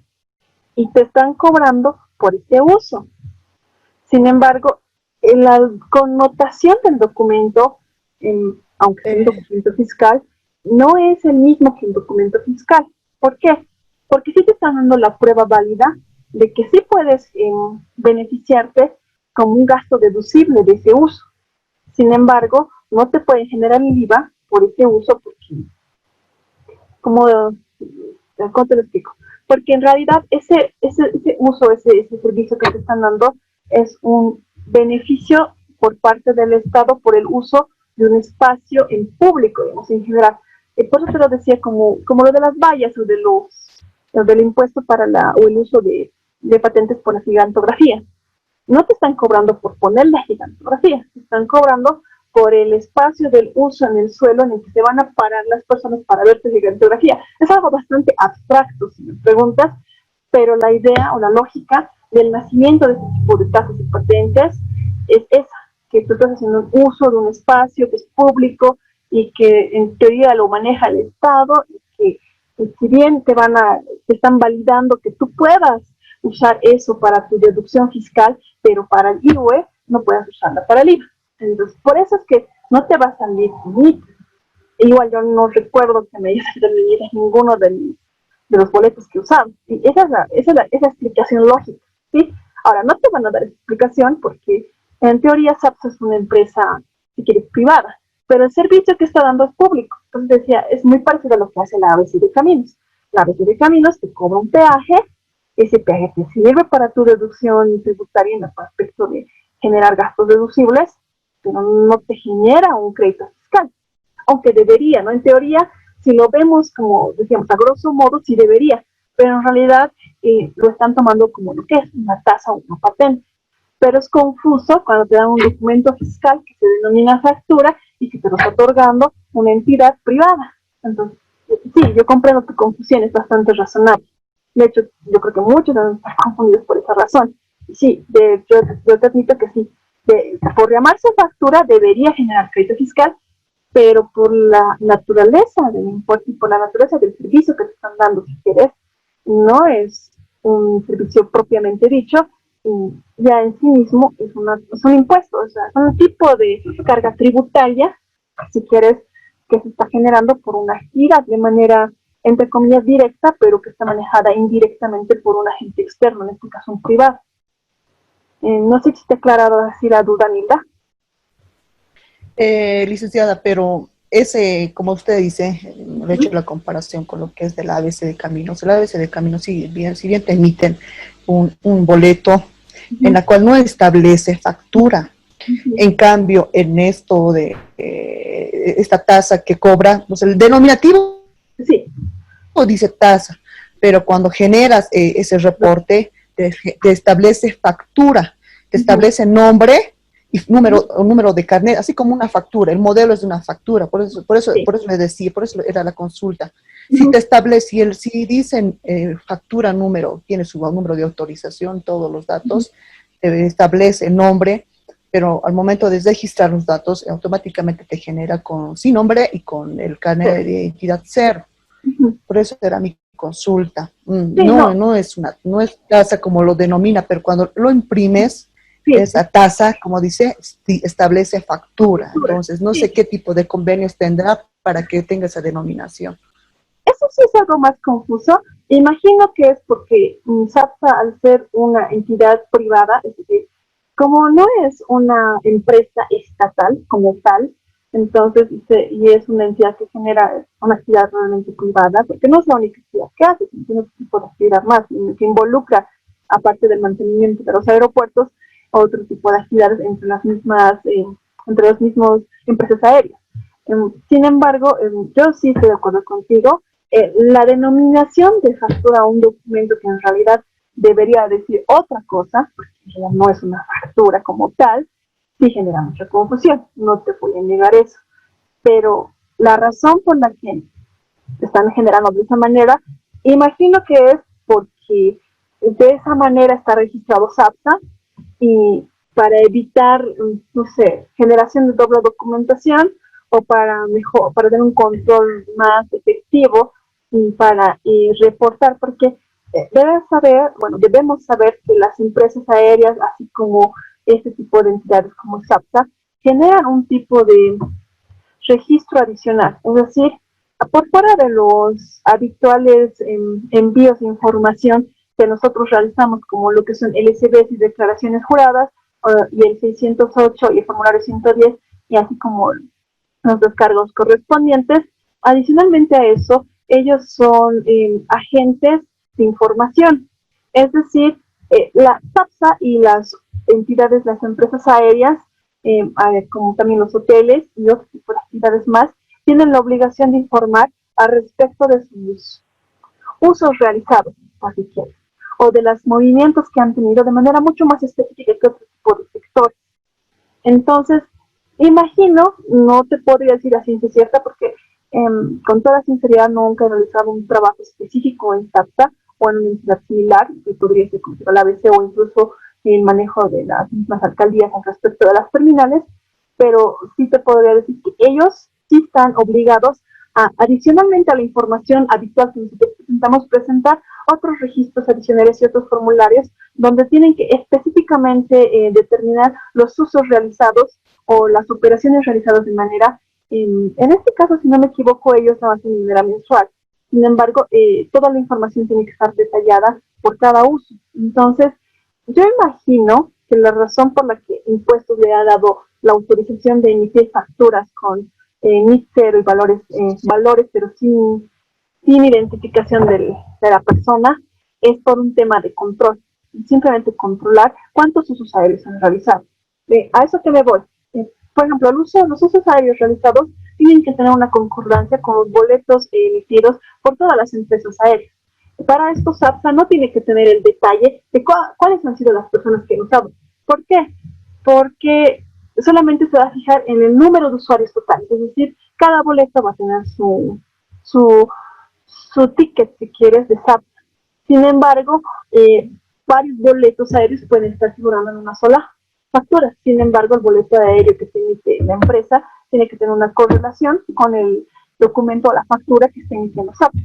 Entonces, me imagino que es por un tema de control y por un tema de reporte de información. Entonces, al ser SAPSA un agente de información activo, sí o sí tiene que tener esa determinación de usos. Sin embargo, para no generar la doble tributación o el nepotismo, evita poner los nombres y las listas. Entonces, en función de eso, han debido establecer ese marco estructural para evitar la doble tributación, porque como te digo, esas tasas son tasas, es lo que implica, es un tributo, es un tipo de tributo que no tiene nada que ver con impuestos, en pocas palabras, ¿no? Pero sin embargo, SAPSA tiene que pasar esa información, eso sí es algo que tiene que hacerlo por normativa. Entonces, esa sería la explicación razonable. Ahora, la explicación abierta que te puedan dar, no creo que te la den porque es un tema interno, pero esa sería la explicación de por qué no lo están generando de esta manera, o de la manera más clara. ¿Estaríamos bien con eso, Nilda? Sí, está bien, Lice. Otra consultita más, Claro, bueno, dígame. con referencia a lo mismo. Entonces, bueno, al considerar que no se puede suscribir el nombre ni el número de NIT, ¿puede ser deducible este gasto para mi IWE o el IWE que se va a proyectar? Para ¿Es tú y yo, deducible? sí, es deducible. ¿Por qué? ¿Por qué te digo eso? Porque si quieres, la factura que te emite SAPSA tiene relación directa con el boleto aéreo que te emite la empresa aérea. Y de hecho, el importe que se corresponde a esa tasa es la misma que figura en esa factura. O sea, hay, si quieres, una doble verificación, una por parte de SAPSA y otra por parte de la empresa aérea. Entonces, sí es deducible. Bueno, te decía, para temas del IVA va a ser, no corresponde porque es una tasa como tal, es un tributo. Entonces, para fines del IVA no puede ser, pero para fines del IVA, o sea, para deducción en el IVA sí. ¿Por qué? Porque en ningún momento te está diciendo que las tasas o impuestos municipales no corresponden a estas cosas. ¿Sí? Simplemente que tienen que tener relación con lo que está en la relación. Eso sí. Ahora, ¿alguna otra consulta, Sí, Nilda? Sí, está bien, Liz. Tengo otra consultita más acerca dígame. de las entidades públicas. Ya. Ya. Las entidades públicas, bueno, si bien no emiten factura, por lo que había señalado anteriormente, estas tienen la obligación de enviar el libro de compras, Sí. ¿ya? Y tienen la obligación también de presentar o declarar mensualmente conforme a su terminación las Sí. retenciones que ha realizado al personal por el pago de sueldos, ¿ya? Esta es mi consulta. Para la elaboración de los estados financieros, ¿tendrían que considerar el crédito fiscal por el libro de compras que han enviado o no? Esa es mi consulta, Lice. No, mira, en el caso de las entidades públicas, em, se asume, se asume de que no vas a tener esa reducción si tienes el crédito fiscal. Sí la puedes tener para fines de control, pero no la podrías tener en tu activo. Hay cuentas dentro del mismo plan de cuentas que te da no recuerdo, creo que es el Sigma, si no me equivoco el nombre del sistema. Si bien si te lo genera, si hay una cuenta, un código de cuenta, el mismo es para fines de control. ¿Por qué? Porque nunca va a ser deducible, ¿me entiendes? Te voy a dar la razón por la que no, ¿ya?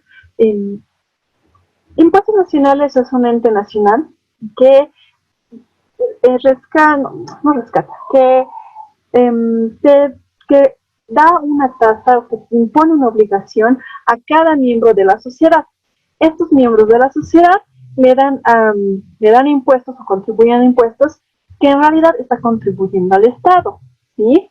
Si están contribuyendo al Estado, este importe va a ir directa o indirectamente al TGN. El TGN es lo que genera realmente ingresos en cada ministerio. Entonces, es como que quisieras reducir, emitir, digamos, factura o crear deducción fiscal y estarías pagándote a ti mismo. ¿Me dejo entender? Es por eso de que si bien el crédito fiscal está por un tema de exposición y tiene que estar reflejado, no va a tener una carga como tal. Hablando financieramente, va a ser simplemente una cuenta de exposición. Está ahí para exponer los saldos. Y en caso de que exista cualquier tipo de cambio fiscal, es en ese momento que se va a cerrar las cuentas totalmente. Sin embargo, los ajustes que se realizan, el mismo presupuesto que se maneja, lo realiza de esta manera, ¿sí? Entonces, sí se tiene que exponer, sin embargo no va a generarte una carga fiscal en ningún momento, al menos no las entidades que no emiten facturas, porque hay que distinguir que hay entidades que emiten factura, que son estatales, pero que emiten factura, como lo son EVA, como lo que es ¿cómo se llama esta? EASBA, que es la empresa estatal de azúcar San Buenaventura, si no me equivoco es el nombre largo. Ese tipo de entidades, incluso, mira, YPFB es estatal casi, es mixta, pero es estatal en gran parte, emite facturas, ellos sí van a tener esa reducción, pero los ministerios, viceministerios, departamentos de cultura, museos, en el caso del museo, por ejemplo, sí va a generarte un documento que ahorita no recuerdo si le denominan o no factura, pero sí te lo va a emitir, es un boleto para que ingreses. Sin embargo, debido igual a su actividad, solamente tienes que, si quieres, ¿cómo te lo puedo decir? Lo tienes que reflejar, lo tienes que exponer, pero no va a tener una carga como tal. ¿Sí? ¿Nilda? Sí, licenciada. Bueno, ya lo tengo claro con lo que son las entidades públicas. Había hecho mención también a las empresas públicas que sí emiten factura. ¿Qué pasa con esas empresas entonces, licenciada? Si bien emiten factura, ya están contribuyendo, ¿no es cierto? Había comentado también que ese dinero vuelve, pero en este caso emiten factura, tienen las mismas obligaciones que una empresa privada, tienen que presentar sus estados financieros al servicio de impuestos, si tienen ventas a 1.200.000, tienen que presentar su dictamen, aparte del dictamen que emite su auditor interno, porque todas las entidades públicas tienen auditoría interna. Aparte tiene que emitir el auditor externo, no sé qué tipo de regulación o por qué tendría que haber dos auditorías. Y dos, en sus estados financieros no reflejan lo que es el crédito fiscal. Y este crédito fiscal, al momento de adquirir sus productos para el tema de materiales y suministros, le daría un ejemplo, compran materiales y suministros, pero registran sus gastos al 100%, no consideran el crédito fiscal. Entonces, esa era también una duda, ¿no? No te preocupes, comprendo tu duda. Lo que pasa es que una entidad que sea 100% estatal tiene una carga tributaria diferente. ¿Por qué? Porque las entidades que son estatales, de una u otra forma, el dinero va a circular en redondo, ¿me das a entender? Si la entidad estatal agarra y le paga impuestos a servicio de impuestos, de una u otra forma por la coparticipación tributaria, esos impuestos van a volver a él. Entonces es como que de todas formas el dinero va a quedar entre el Estado.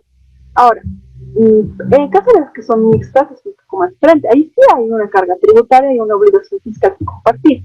¿Sí? Adicionalmente a eso, las empresas estatales, como tú lo decías, sí o sí tienen que cumplir con todas las regulaciones que les dice así es casi te digo, que les dice el Servicio de Impuestos Nacionales. Sin embargo, hay aquí una pequeña distinción, ¿ya? Como dirían, entre bomberos no se pisan la manguera, ¿ya? Coloquialmente. Si bien las empresas estatales tienen la obligación de generar todas las obligaciones y deberes formales que según la normativa tributaria tienen, en el caso de incumplimiento, generalmente, aunque muy acomodidamente Impuestos Nacionales empiece su proceso de fiscalización y realice su determinación tributaria, el mismo Estado impone sus buenos o malos juicios, como tú quieras verlo, e impide que el proceso prosiga, ¿sí?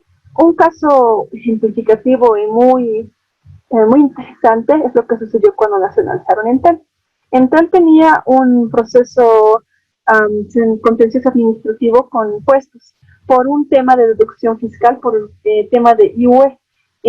Básicamente, en resumidas cuentas, el Servicio de Impuestos Nacionales estaba sancionando porque, según ellos, hubo unos importes que eran por remesas del extranjero, que correspondían, si no mal recuerdo, a utilidades del extranjero que estaban trasladando a los de Entel Bolivia, y que por este importe deberían pagar IUE.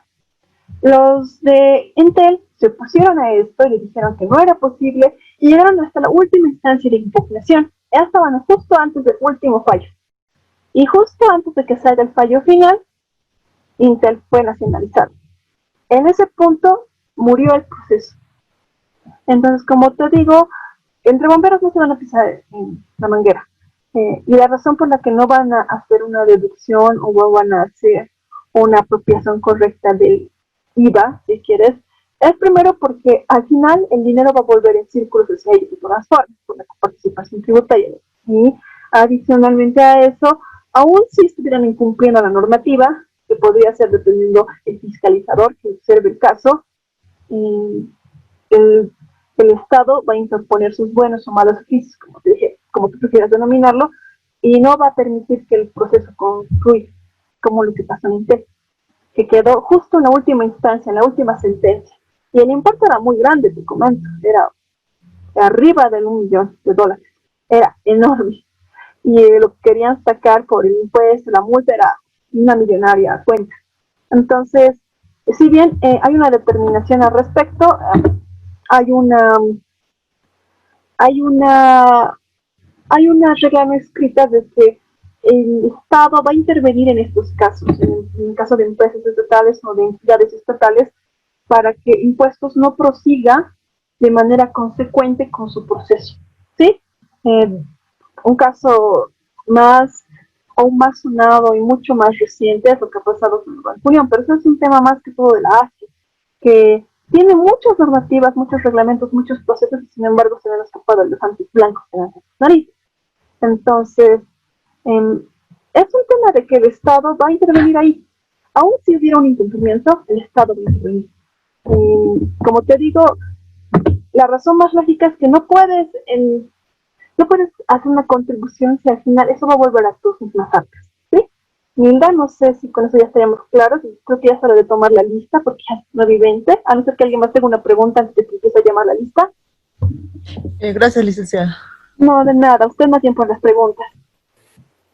Licenciada, quiero contar algo sobre esto de las facturas de SAPSA.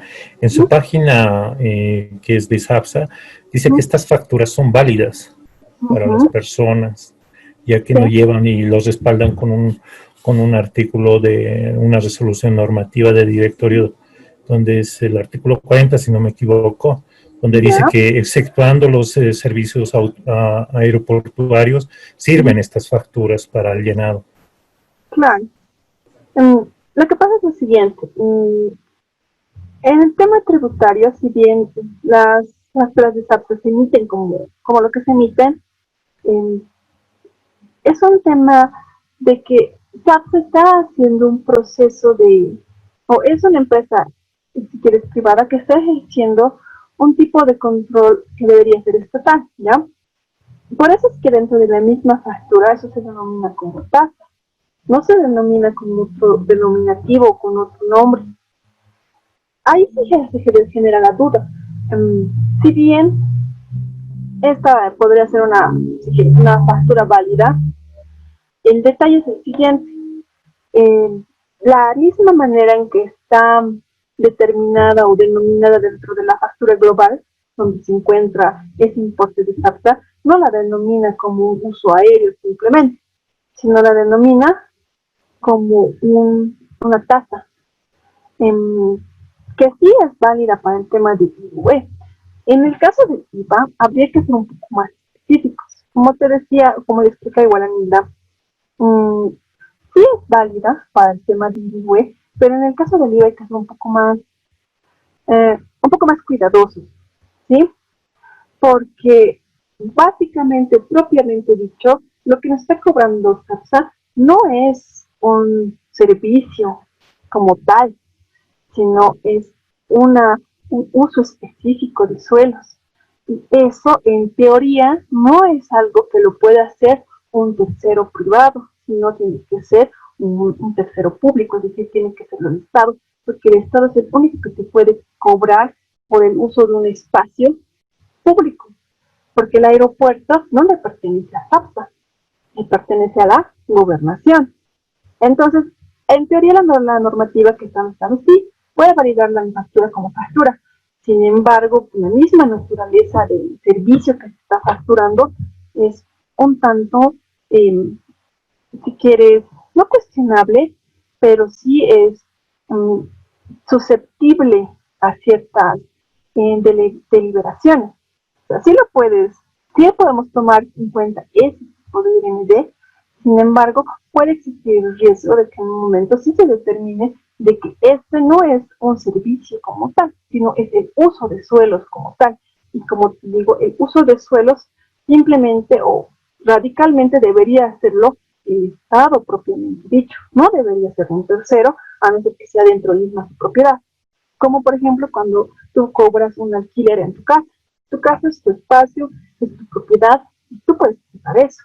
Sin embargo, el uso de un espacio, que es, entre comillas, como le denomina la misma nomenclatura de cuentas, ¿no? En el SIGMA, le dice equipos o construcciones, edificios, construcciones de uso público en ejercicio privado, si no me equivoco, es el nombre de la cuenta, que significa que lo usa un público en general, de la sociedad lo puede usar, pero que está administrado por un privado.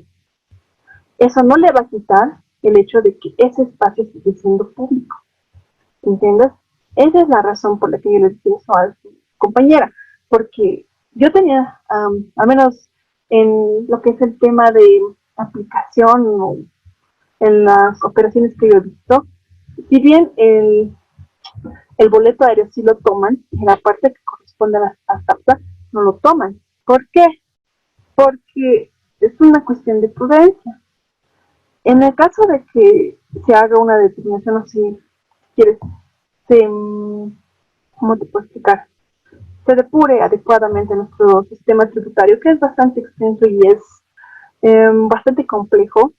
Va a haber cosas como esta que sí son de características muy particulares y que pueden generar varias contingencias. Porque en un futuro, como comprenderás, siempre va a existir el tema de eso no correspondía, eso sí correspondía. Impuestos es bastante parcial en la manera en que ellos optimizan sus normas.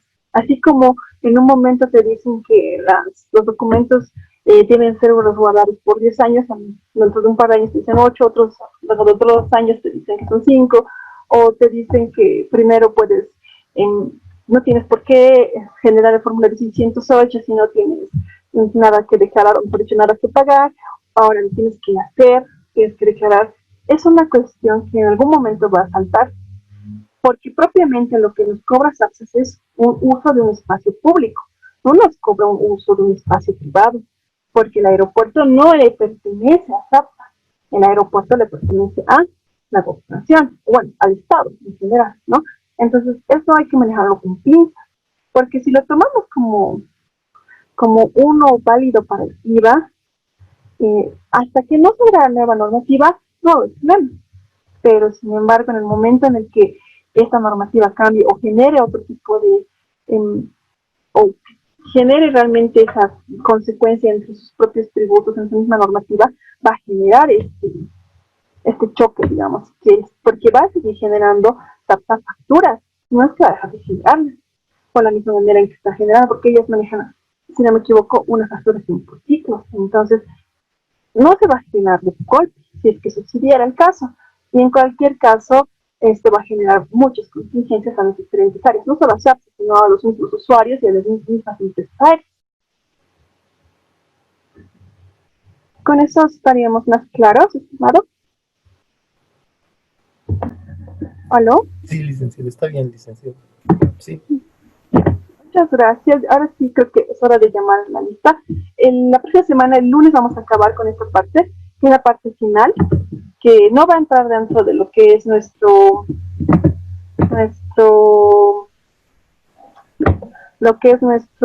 examen. Yo voy a habilitar el examen para el fin de semana, va a ser sábado, domingo y hasta el lunes, a mediodía lo voy a dejar abierto, cosa de que puedan utilizarlo y hacer el repaso de manera tranquila. Entonces llamaré la lista, por favor. Pásenla. No grité mucho, me está riendo.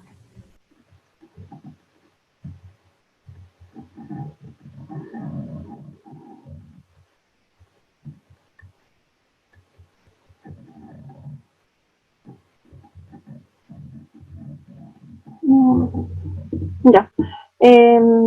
Nilda Giovanna Ríos Poma. Nilda. Aquí dice. Gladys Jacqueline. No se preocupe. Gladys Jacqueline Laura. Presente, licenciada. Bien. Abigail Fanny Rodríguez Alacoma. Presente, licenciada. Susana Noemí Coromi Mendoza. Presente, licenciada. Vanessa Verónica Mostajo. Presente, licenciada. Claudia Mercedes Zuleta Quispe. Presente, licenciada. Dalmin Tapia Pacamia. Buenas noches, presente, licenciada. Erika Aruquipa Mamani. Presente, licenciada. Neisa Antequera. Presente, licenciada. Roselín Tinini Tambo. Presente, licenciada. Karen Alejandra Caihuaya Mijillanes. Presente, licenciada. Margarita Graciela Quirogacusi. Margarita.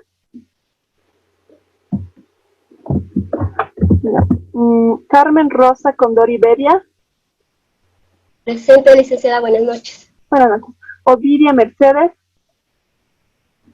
Presente, licenciada, buenas noches. Buenas noches. Andrea Kenayata Chejo.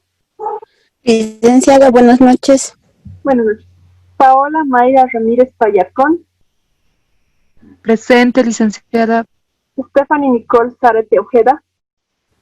Presente, licenciada. Juan Pablo Guzmán Alejo. Aquí, licenciada. Muy bien. William Eduardo Choquelupa. Presente, licenciada. Tania Mercedes Mújica Limachi. Tania. Vilma Mequillanes Mamani. Presente, licenciada. Gracias. Hasta luego, licenciada. Muchas gracias. Hasta luego. Muchas gracias. Hasta luego. Buenas noches. Licenciada, disculpen. Una licenciada. Creo que ya se desconectó. A ver. Sí, la docente No se sé si desconectó. podría aclarar. Este fin de semana vamos a tener el examen de lo que es el IVA. Disculpe, licenciada. La verdad, estaba controlando otros cursos, no escuché exactamente de qué iba a ser el examen, pero voy a hablar con la docente ahora para que les diga de qué va a ser el examen. También quiero que la docente les comparta las diapositivas que ha usado en la clase. Entonces voy a hablar con ella en este momento y les va a escribir un mensaje de qué va a ser el examen y les va a volver a aclarar el tema del horario y todo eso. Muchas gracias, licenciada. Ya, por favor, a la alumna Margarita, yo la veo que está conectada, pero no sé si tiene algún problema con su micrófono, porque la docente llamó lista y no contestó. ¿Está la alumna Margarita? Creo que no, la voy a llamar. Bueno, buenas noches a todos y bueno, licenciada, el mensaje de tengo la una docente. consulta. Sí. Dice Karen. ¿Cómo Sí, está? sí, claro. Buenas noches, le habla Nilda Buenas Ríos. noches. ¿Cómo está, Nilda? ¿Cómo está? A un inicio había mencionado mi nombre y justo yo había ingresado al curso, no sé a qué se refería con eso, licenciada. No, lo que pasa es que estaba saludándoles y habló una persona, pero era justamente el momento que usted entró a la clase que aparece su nombre. Entonces pensé que esa persona me estaba hablando y por eso le dije, buenas noches, Nilda, le dije. Pero era eso, simplemente como no la veía la docente conectada, entré un momento para conversar con ustedes y hablar sobre el segundo turno y todo eso. Ya, muchas gracias, licenciada. Buenas noches a todos. Buenas noches. Licenciada, tengo una consulta. Claro que sí. Licenciada, una consulta. Acabo, esta mañana o a mediodía, bueno, entré al portal y bueno, me encontré que habían armado grupos y el